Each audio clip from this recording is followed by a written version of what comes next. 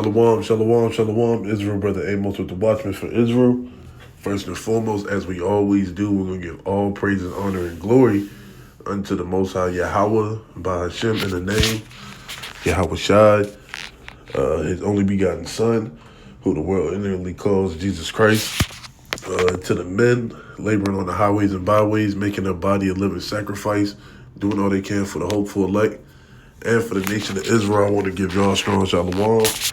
To the sisters holding it down in the households, reverencing their husbands, being a teacher of good things to the younger women and unto the children.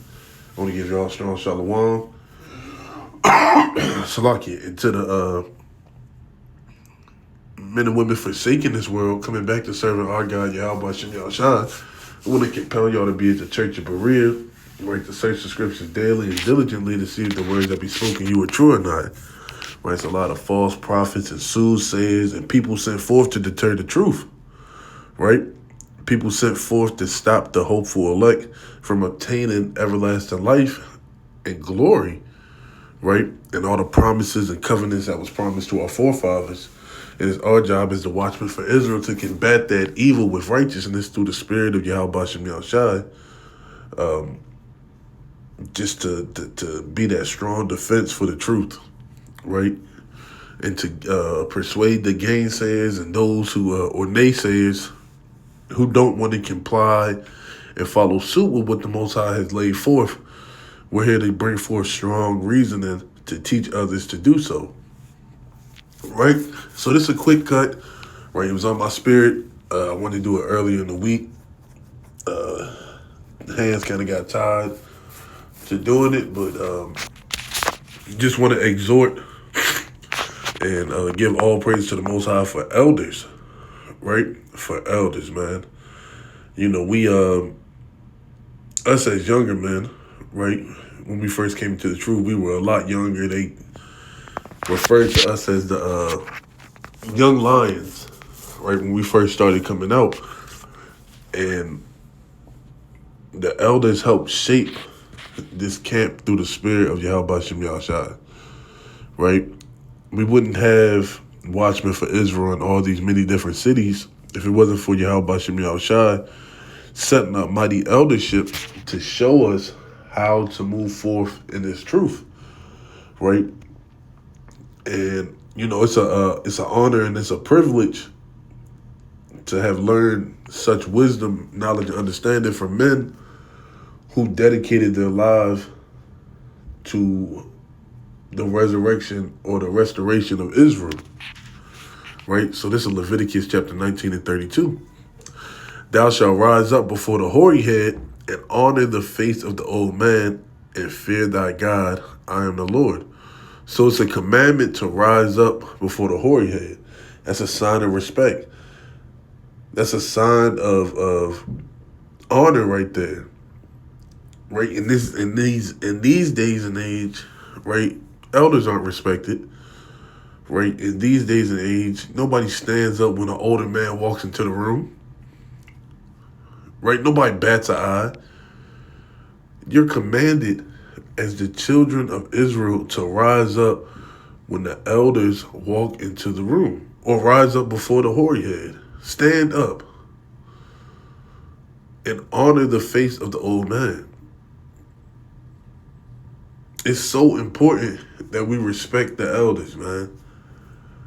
Because that's where wisdom, knowledge, and understanding comes from. This new way that Israel wants to lay forth or do their own thing is BS. It's BS. Because if you're not remembering the days of old, like the Lord commanded us to, let's get that. Deuteronomy chapter 32 and verse number 7. Remember the days of old, consider the years of many generations. Ask thy father, and he will show thee thy elders, and they will teach thee. You have to remember the days of old. Right? That's a complete fallacy to think that you can forget all the stuff that was laid forth from the foundation and just act like it doesn't matter, or it's null and void, or that was in times past. It's hypocrisy. It's hypocrisy. that we're teaching to go back to the commandments, but we don't give the elders the solidarity, the fortitude, the respect that they deserve, right? Some of these men been laboring longer than we've been alive, right? 34 years. It's men who've been out there laboring longer than that, right? That's why we're going to go to First Timothy chapter 5, right? We're going to get this. First Timothy 5, and I'm going to go to verse 17. Let the elders that rule well be counted worthy of double honor, especially they who labor in the word and doctrine, right? So those elders who've been laboring since the 70s, since the 80s, since the 90s, early 2000s, 2010, even until now, they're counted with double honor and glory, man. That's a beautiful thing. Right? A lot of men get their teaching styles from elders. A lot of men get their understanding from elders. A lot of men get their mannerisms from elders because a lot of them didn't have fathers to look up to. So the Most High allowed them to have father figures to look up to find out how they should move, to find out how they should go. Right? And for those who did have father figures, right? You learned a lot of worldly wisdom and integrity and honor and uprightness from them. But these father figures that we have in the truth, you're learning a more spiritual understanding.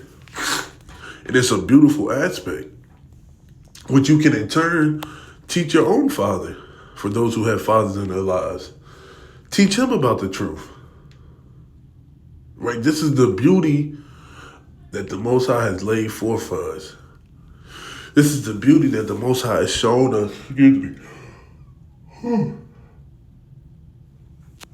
It's like this is the beauty that the Most High has given to us. That's why in this first verse, it says, rebuke not an elder, but entreat him as a father, and the younger men as brethren. This is how we're supposed to move in the church, right? And as family, you're not always going to see eye to eye. You're going to bump heads. Things are going to be out of order sometimes. Things are going to make you mad. Sometimes you're not going to be pleased with the things that are said. But you have to entreat them as a father, right? Just a side note. Right, when we first was starting the camp, right, it was about, 5 of us, 4, right? When it first initially started out, it was myself, right, the brother Naquan, the brother Yardon, the brother Kordash, and it's a brother, he's in IUIC now, right? It was 5 of us who started out going on the highways and byways, right? And the Most High allowed us to meet an elder, right? His name was Priest Kahan. So Priest Kahan came all the way from Florida to come hold camp with us in Baltimore and meet us, hold a Sabbath service in the house, right? Gave us the blueprint and said, this is how you're supposed to run the camp, right? First time meeting us, right? We weren't part of the Light of Zion, but he extended that olive branch and gave us a blueprint on how to move through the spirit. Another elder who showed us a lot of love and respect, and still to this day, right? The elder Priest Sabak, right? Priest Sabak showed us an immense amount of love, support, and structure as well, and a lot of counsel in matters, right? The first time we met him, he came to D.C.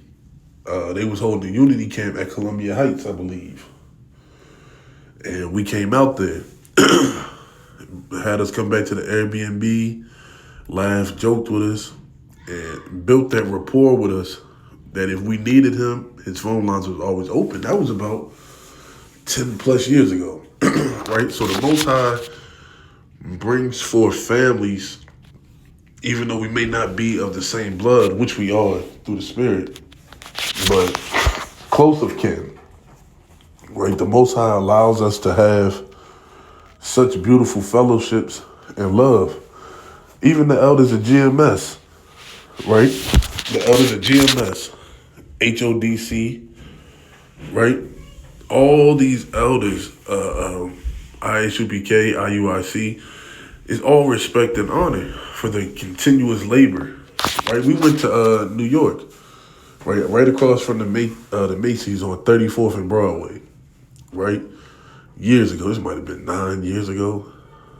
The elders allowed us to bring out precepts and read with them, and we wasn't in GMS, didn't know them from at all, right? And the elder Apostle Tahar gave us his breakdowns, let us take pictures of his apocrypha where his breakdowns was written on, gave us understanding. He gave us the numbers to some of the apostles that work over on the East Coast, and told us to use those resources to push this truth. Right now, it may not be as much open arms, but still, it's still nothing but honor and respect and love for the elders who've labored, right? This is the beauty that the Most High has given us. And the elders coming into the truth now, right, who are being wakened up towards the end. Those elders are accounted with double honor as well, because they forsook the ways of the world, right?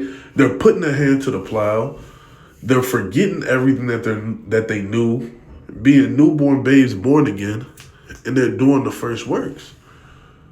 Right? That's a hard thing to do. Forget 40, 50, 60 years of understanding to come out on the highways and byways and deal with scoffers.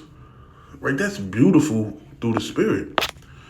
Right? This is 1 Peter 5:1. The elders which are among you I exhort, who am also an elder and a witness of the suffering of Hamashiach, and also a partaker of the glory that shall be revealed. Right? So we should be exhorting these elders. Right? We should be giving these elders their flowers now while they're still here. At least at any time the Most High called them home. And we say we wish we would have did it. So this is a reminder to you brothers out there who are blessed enough to know elders, have a close rapport with elders, have a good understanding of eldership. Honor that. Show respect to that. Right? Use that. Don't abuse it. Right? Keep them close. Because the Most High has allowed them to be in our presence for a short amount of time. Or however long they may have. And if you have an elder's number, reach out to him. Shoot, that's a cut to me. I got to reach out to some elders who showed me a lot of love and respect. And I pray this was edifying.